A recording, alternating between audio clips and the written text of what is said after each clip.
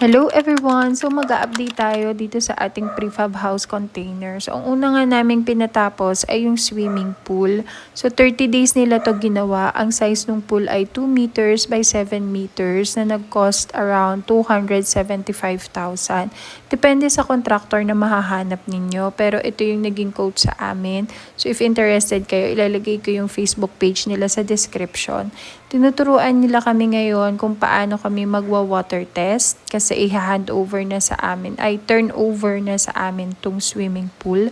Tinuruan din kami kung paano siya lilinisan. Katulad nito, nagbabrush siya. Tapos ang sunod naman dyan is yung kung paano namin to gagamiting vacuum para malinisan yung pinakang ilalim. So, dun sa quote niya na 275,000, nag-add kami para sa mga cleaning materials at saka sa chlorine.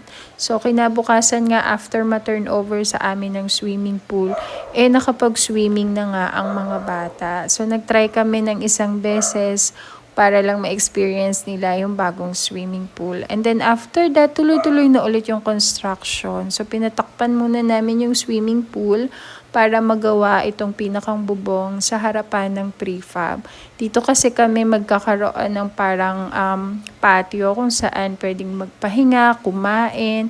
Yan yung pinakang magiging sala at saka dining area ng prefab.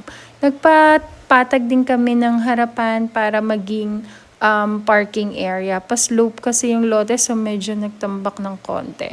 Kung naaalala nyo yung prefab, yung original nitong flooring is parang gray lang siya.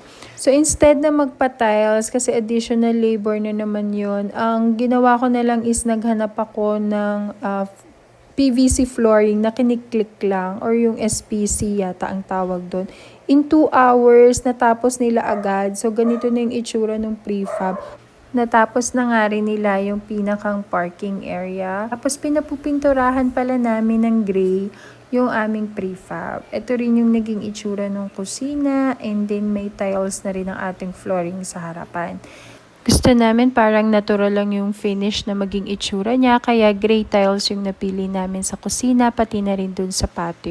Abangan nyo po yung aming next video para sa magiging final look ng ating prefab house. Thank you for watching!